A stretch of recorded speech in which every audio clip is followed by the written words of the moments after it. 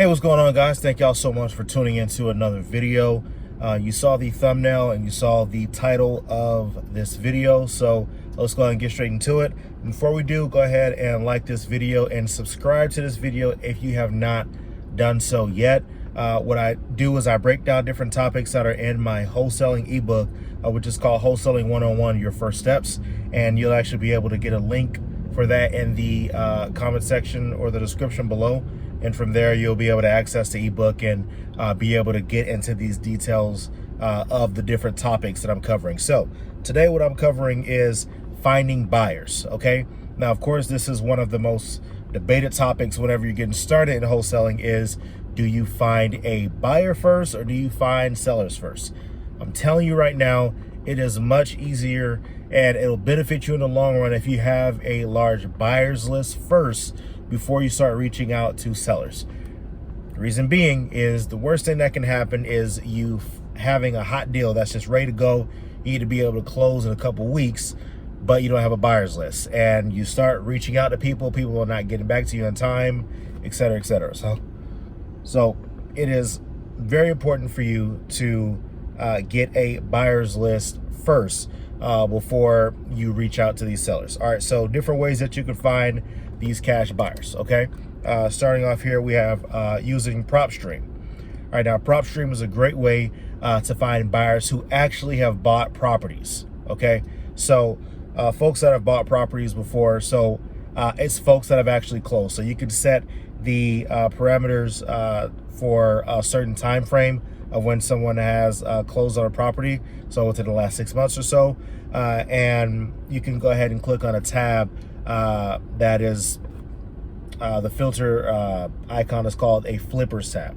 All right, now this tab is the tab for people who have actually purchased a property and then a few months later sold it at a higher price. PropStream, what they did is they identified those data points of one person or entity buying at a certain price point and then later selling at a higher price point within a certain amount of time, and they filtered that into a flipper. So that's one way that you can find that. So you'll type in your city name. You may be able to put in parameters such as price points, things of that nature. And then from there, you'll go ahead and click flipper, and then it'll give you a list of hundreds of properties that sold in the area. And what you'll notice that there are several buyers that may repeat. You can go ahead and export that list, organize it by name of entity or individual. And from there, you'll be able to skip trace them, call them, and ask them if they want to be added to your buyers list. So that's one way to just have access to hundreds of people right away, okay, from the comfort of your home or your front desk or your desk. Next is going to real estate investing, real estate events. So there are several events depending on your city. Some cities have a little more than others. I live in Houston, so there's always something going on with different real estate investors and real estate events. So with that, you'll go out with your business cards, let them know like, hey, I'm a wholesaler and I'm looking to build my buyers list. Do you mind if I add you to my buyers list? Oh yeah, no problem. Yeah, it's okay. Well, what areas are you looking for? What's your criteria? So you take down the information, you take their business card, you write down what they're looking for, and you add them to your buyers list. And whenever you find something that they're looking for, you hit them up. And in many cases, I would still hit them up, even though they may be asking for a Northwest, so you found something in a Northeast part of town, they may still be interested. But definitely if you got something in the Northwest and they ask for something in the Northwest, you make sure that you let them know like, hey, I got exactly what you're looking for and it's fitting your criteria. But like I said, I would still reach out to them anyway. All right. Next is disposition companies. Okay. So disposition company is a company that basically specializes in assigning your assignable contract. All right. Now, what they do is they get your property under contract and then they assign it to someone else. There's times to where your fee may be slightly lower than if you were to find the buyer yourself. But if you're somebody that may be struggling to find a buyer, a disposition company would be a great tool for you to find. In larger cities, you'll know that there's several of them that's around. I know in Houston, there are New Western is a really popular one, and there are several other ones in the city.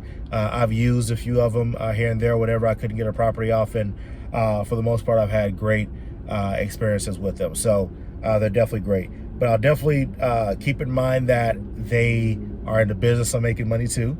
So you got to make sure that you know what your property is worth, and that's why it's important to build a list on your own and not solely rely on disposition companies, because your first few checks may look nice, but then after a while, if you're only relying on them, those spreads may start to go down a little bit if they feel that you're relying on them.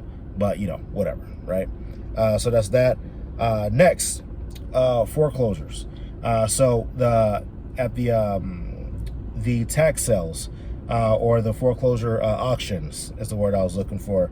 What you'd be able to do is go there. It's crawling with buyers all over the place. So what I'd do is I would watch for the people that bid on different properties that are going up for sale, and I would reach out to the surrounding people, let them know like, hey, I'm a wholesaler and I'm looking to add people to my buyers list. Are you interested in getting discounted properties in the area? They'd be like, heck yeah, that's why I'm here, right? So you go ahead and get their information down and just add them onto your buyers list. All right, and I'm not saying to stick to one of these. You can do a combination of them. The bigger your buyers list, the better. All right, and lastly, what I'll cover here is doing a joint venture. So you'll also hear this called a JV, right? So a joint venture is basically teaming up with another wholesaler or a disposition company or whatever it is to partner up and split your assignment fee to be able to get this buyer. Okay, so what would happen is, for example, say if you've never got a deal before, but I have a large buyers list, what you would do is say, hey, Eli, I have a great deal under contract, but I don't have not one buyer, or the 3 buyers that I have, they all backed out. I need something real quick. So I would be able to come in and we'll negotiate something like, okay, well, we'll do a 60-40 split, a 50-50 split on this assignment. I'm projecting the assignment to be somewhere around 12 to 15,000. So we'll be able to split it that way because I have the buyer. All right. Now, for whatever reason, there's some people that look at this and they're like, well, I'm the one who found the seller. Why would you get any of it? It's like, well, whenever you're providing value, then you get paid for the value that you bring. Because what could happen is the person that you're JVing with could just say no, and then you get nothing, right? So it's better to get something than to get nothing. But of course, as you're JVing with people, what you could do is look back at that transaction and see who actually bought the property. Okay, it may take a few months to update in the records, but once you get that information, now you have an additional person that you can add to your buyers list because they actually did buy. So even if I don't tell you who the buyer is, right, you can go after the transaction's done and find who that buyer is and add them to your buyers list. So that's a little tip for you there. All right, so those are some of the 5 ways I'd want to talk about as far as finding buyers. So 1, prop stream, going under the flippers tab. 2, going to real estate events and let them know that you're a wholesaler and you want to add them to your buyers list. Also reaching out to, so number 3, disposition companies.